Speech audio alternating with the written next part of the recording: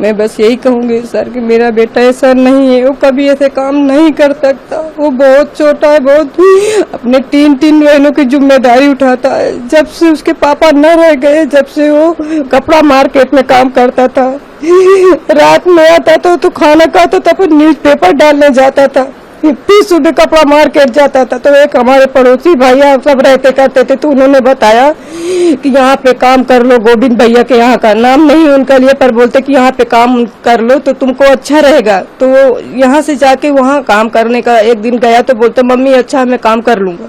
बस वहाँ काम करने लगा, 2 साल काम करते उसको हुए। बाकी मेरा बच्चा कभी ऐसा नहीं कहता। कभी आपको अगर ऐसा नहीं लग रहा कि मैं झूठ बोल रही तो आप अड़ोसी पड़ोसियों से जाके भी पूछ लो कि मेरा राज कैसा था। वो कभी ऐसा काम नहीं कर सकता था। एक चीज ये भी आ रही है, जैसे हम भी देख रहे हैं यहाँ पर घर, आप बहुत कमजोर वर्ग से बिलोंग करें, कहा यह जा रहा है कि उसने 50,000 रुपए दिए अपने दोस्तों को, वहाँ भेजाया और ये सब करवाया। अब क्या इतने पैसे उसके पास रहते थे? कभी नहीं रहते थे भैया। मेरे को 10,000 महीने में कहीं 10,000 दिया, कभी 12,000 देता था, इससे आगे मेरे को कभी नहीं देता था। इतना ही वो पाता था। चाहे उसके ऑफिस में जाके और पूछ लो, पता कर लो कि वो क्या बोलते हैं, वो 50,000 रुपए कहाँ से पाएगा। बच्चियों को मैं पढ़ाई के नहीं होता, मेरी बच्चियों की स्कूल जाके पता कर लो, उसके सर भी उनको पैसे के लिए फीस नहीं लेते थे। साल भर फ्री मेरी बच्चियों को पढ़ाया है। कमला नेहरू में पढ़ती थी, साल भर फ्री पढ़ाया। मेरे सर से जाके, बच्चियों के सर से जाके पूछ सोच कर लो कि सही है कि गलत है। अब इससे आगे मैं क्या बोलूं। आपके हस्बैंड की 2020 11 मई को ऐसा हुआ था। मतलब राज पे पूरा उसके बाद से मेरा राज सब संभाला है। हम एक टाइम खाते थे और एक टाइम नहीं खाते थे, तब भी हम अपने बच्चों के साथ ही सरा। मेरा बच्चा कभी ऐसा नहीं करा। मैं हाथ जोड़ के प्रार्थना यही करती हूँ कि मेरे बच्चे को बचा लो, उसको कुछ नहीं होना चाहिए। नहीं हम मर जाएंगे, हमारा कोई आगे पीछे नहीं है। ध्यान रखिए, ऐसा कुछ नहीं। इंदौर में हम अकेले रहते हैं, हमारा कोई आगे पीछे नहीं, बस वही बच्चा है हमारा, वही सब कुछ करता था। रात दिन मेहनत करा भैया, रात दिन मेहनत करा। यहाँ भी गोविंद भैया के पापा 4 बजे फोन लगा देते थे कि बेटा राज गाड़ी भरवाना है, तो मेरा राज 4 बजे उठ के गाड़ी भरवाने जाया करता था। अब इसके आगे क्या मालूम है क्या हो गया, मेरे को पता नहीं है कि कैसे का। कभी आज तक न वो सोनम की हमारे घर पे बात करता था। इतने बड़े छोटे कमरे में हमारा राजू ऊपर लेटे था, हम यही नीचे लेटे रहते थे। अगर कुछ बात होती तो हम भी तो कुछ सुनते जानते। अब इससे ज्यादा पढ़ी लिखी तो ज्यादा कुछ होने की मैं कुछ और जानती करती हूँ। मतलब इस छोटे कमरे में आप बस बेटा यहीं रहता। कभी हाँ, फोन पे आपने कोई बात? कभी हम कभी कुछ नहीं सुना कि कभी किसी से कोई बात करता था। गाँव गए हुए थे। अब हम कभी हमारे सामने कभी वो बात नहीं करता। अब उसका वो फोन आता था तो हम भी उठा लेते थे। उसके जहाँ काम करता था वहाँ की लड़कियों की भी फोन आता था कि राज सर उठ जाओ, आज जल्दी काम पे आना, नहीं गोविंद भैया चिल्लाएंगे। गोविंद भैया का भी फोन आता था, दुर्गेश भैया का भी फोन आता था।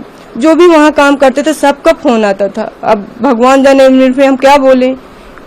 सोनम से उसकी आपने नहीं सुना बात? हम कभी नहीं सुना। नहीं हम कभी नहीं सुना। जब कभी वो फोन लगाती थी बस ये बोलती थी कि वो गाड़ी आ गई है, उसमें ये भरवाना है, वो भरवाना है और जल्दी आया करो, बस वो ऐसे बोलती थी जब कभी फोन लगाती थी। बताया जा रहा है कि और कभी उन दोनों का कुछ रिलेशन था, ये हमें कुछ नहीं मालूम। भगवान किसकी कसम का है, कौन दे बता। जो सत्य का जो मानते करते हो हमको वहाँ लेकर के चढ़ा दे, हम उनकी कसम खा के बोलेंगे कि हम कभी ऐसा नहीं सुना, हमारा बच्चा कभी ऐसा नहीं करा। आप क्या मांग करेंगी? मैं मांग करती हूँ कि मेरे बच्चे को वापस दे। नहीं मेरी छोटी बच्ची की जान चली जाएगी भैया, उसकी हालत देखो। मैं बस यही प्रार्थना करती हूँ कि मेरा बच्चा वापस आ जाए। हम इतने दिन हो गए एक निवाला नहीं खाया, पानी पी पी के जी रहे। मेरी बच्ची की हालत खराब हो गई, आप सब कोई देख लो। और जो भी सुनते हैं मैं उनकी भी हाथ पैर जोड़ती हूँ कि मेरी बच्ची को बचा लो। अब सोनी प्रिया की दे बेटी है। आपका बेटा यहीं इंदौर में था, वो तो कहीं गया भी नहीं था? कहीं नहीं गया था भैया, वो तो घर पे ही था। हम गांव में थे, हम तो गांव में थे, पर सब बताते। मैं बोलती भैया हमारी नहीं मान तो आप ही चले जाओ, उनसे बातचीत करके आऊँ। गोविंद भैया खुद बताएं उनके जो कहाँ काम करता था, उनके वो भी बताएं कि मतलब ये रोज आता था। तो आप ये क्या लग रहा है, फंसाया जा रहा है क्या? फंसाया ही जा रहा है मेरे बच्चे को, और कुछ नहीं कौन फंसाया। फंसा अब मैं ये तो नहीं जानती, अब हमें कहाँ मालूम कौन फंसा रहा, कौन क्या कर रहा। बस हम तो यही सुना कि जब वो न्यूज में देखा मोबाइल में, तब हमको पता चला, नहीं हमें तो कुछ पता ही नहीं था। मैं तो सोच रही थी मेरा बच्चा अस्पताल गया, उसकी तबीयत खराब थी तो अस्पताल गया, मुझे ये भी नहीं पता था कि उसको क्या हुआ। आप जब पुलिस ने राज को पकड़ा है, उससे पहले आपकी बात हुई थी कुछ, उससे कोई टेंशन में हो या कुछ भी नहीं था भैया। वो तो संडे को 6 बजे आया था, संडे के 6 बजे आया था, तो आया तो बोलते मम्मी मैं मंदिर जा रहा हूँ। तो मैंने बोला कि मंदिर जा रहा है कि, तो बोलते, मैंने बोला फिर नहा ले बउआ, नहा के भी मंदिर चले जाना। तो बोलते कि हाँ।